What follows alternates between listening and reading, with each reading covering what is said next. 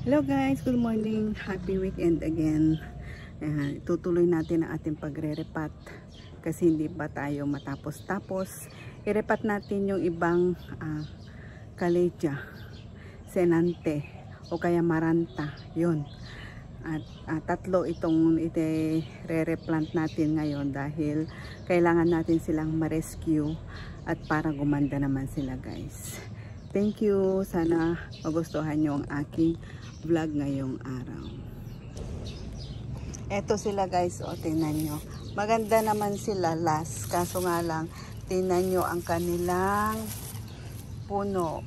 Yan. Punong-puno na ang pat nila at namamatay na rin yung iba. Ganun din itong isa. Yan. Kaya kailangan na rin silang i-repat. Ito natapos ko na tong isa, yung tricolor natin yan.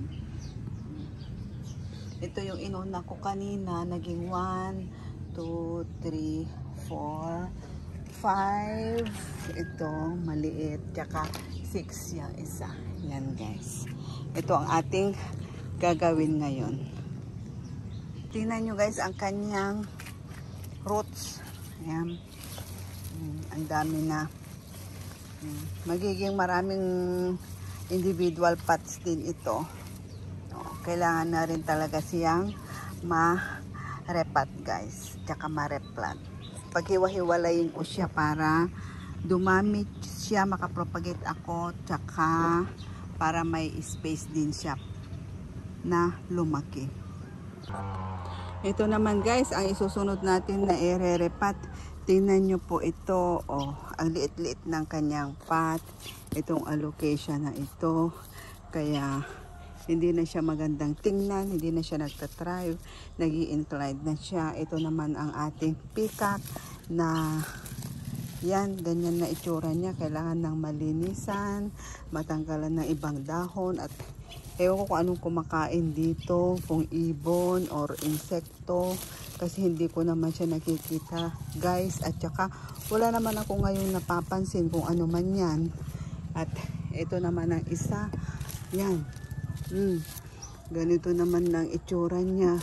Although meron naman silang mga nag-i-sprout na yan, mga sibol-sibol. Kaso nga lang syempre kailangan na rin itong ma-repat dahil matanda na rin ito guys. Yan. Ang ganda ng ating mga halaman early Saturday morning. Yan.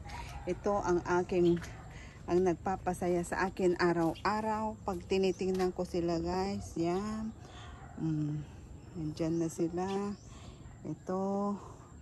Yan. Ang gaganda ng bulaklak ng ating mga epicea. Yan. Namumulaklak na sila guys. Yan. Ito sila. Ang ating mga halaman early Saturday morning. Wala tayong pasok kaya may time tayo na titingin na naman sa ating mga halaman. Maganda siya tingnan. Okay lang naman sana kaso nga kasi butas-butas yung dahon niya. Gusto kong pagandahin. Ilagay ko muna siya sa loob ng bahay doon sa brightly shaded area para maobserbahan ko kung ano itong mga kumakain dito. Baka ibon lang naman siguro ito or what. Wala akong makitang kakaiba O kaya insekto na kumakain pag gabi, ganun pwede rin. Yan. Guys, tingnan nyo to. Gusto ko lang i-flex itong aking allocation na isa. Tira ng bagyo. Yan. Ganyan ang dahon niya. Yan. Tira-tira ng bagyo guys. Kawawa naman siya. Nag-super bagyo dito noon. Super typhoon guys. Pero natutuwa ako dahil yan. Super ganda ang mga bagong dahon. Yan. Yan. Ang ganda guys. Talagang rough yung dahon niya rough yung texture niya. Parang embroidered. Napakaganda. Ito yung bagong dalawa na dahon niya. Yan. Ang likod niya ay ganito ang likod niya.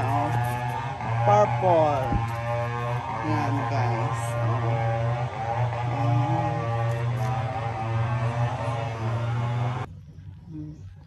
Ito naman yung iba, inayos ko lang. Tinanggal ko lang yung mga dried leaves, ganon. Kasi marami na rin yung mga natuto yung mga dahon. Kahit na palaging umuulan dito, kung minsan may mga part na hindi rin inaabot ng tubig.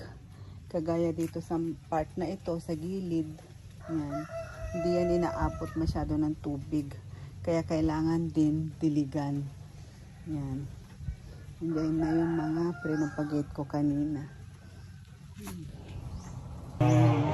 Ganito rin itong isa guys. O, tingnan nyo. Yan. O, ang ating Charlie. Stromante Charlie. Yan. O, maganda siya. Ganyan ang variegation niya. Yan. Tapos ganito yung bagong dahon. Napakaganda rin siya. O, variegated din siya. Ito ang likod naman niya is light green. Yan. Ito yung bagong sibol na dahon niya. Gagawin ko lang dito, dadagdagan ko lang ito ng vermicompost. Kagaya ng ginawa ko dito sa isa. Yan.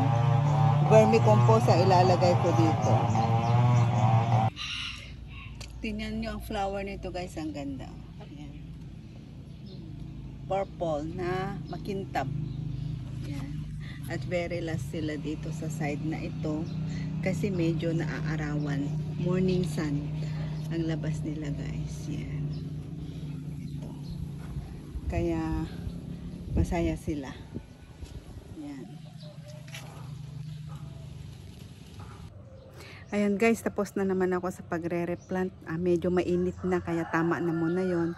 Thank you sa inyong panonood. At God bless us all guys. Happy planting and healthy always.